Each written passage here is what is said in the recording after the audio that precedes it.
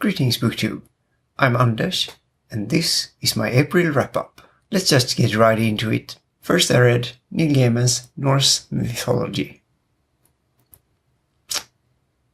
Close enough. I made a whole video talking about this book, so I will link it up there and down in the description. In short, if you're interested in Norse mythology and you haven't read anything about it before, this book is a good place to start. If you have read anything about it, then this is pretty much the same. And then I read an ebook, Refuge of Dragons by Carrie Vaughan. This is a sequel to her book Voices of Dragons, so I can't say anything about the plot. In Voices of Dragons we learn that our world is inhabited by dragons that have been asleep for centuries, but they have now woken up, and they have claimed territories in the northern parts of the world.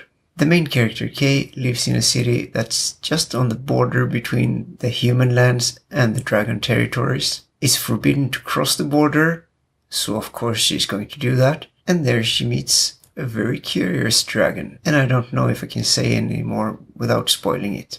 Either way, both books are very fast-paced, and I kind of like the way Carrie Vaughan writes. This second book, as I said, was an ebook, and the version I read had quite a few spelling errors. However, I did email all of the spelling errors I found, and she thanked me for it, and maybe she has fixed them by now. Anyhow, if you like young adult fantasy and dragons, I do recommend this book. Then I read Quiet. The Power of Introverts in a World That Can't Stop Talking by Susan Cain. It's a non-fiction book about the differences between introverts and extroverts, and also about why we shouldn't push introverts into the extrovert ideal. And being an extreme introvert, I could really relate to the things in this book. I think everyone who is an introvert would really recognize themselves, and I have no idea how much an extrovert would get out of this, but maybe they could learn to tolerate us. I highly recommend this book to everyone, no matter where on the introvert-extrovert spectrum you fall. Next I read Strata, or however you say that, by Terry Pratchett. This is a pre-Discworld science fiction novel. It's set in a future where humans have left Earth and started populating other planets, and they have discovered other alien races. And they have found so-called strata machines that can create planets. And the main character, Kin Arad, is a human who works for the company. And that company builds planets with those machines. Then she gets a mysterious message about a flat world, something that should be impossible. And they think that it might have been built by an ancient alien race known as Spindle, which is also the race that they believe originally built those strata machines. So along with two aliens, a Kong named Marco and a Shand named Silver, she goes to investigate. And if anyone is familiar with Discworld, what does this quote remind you of?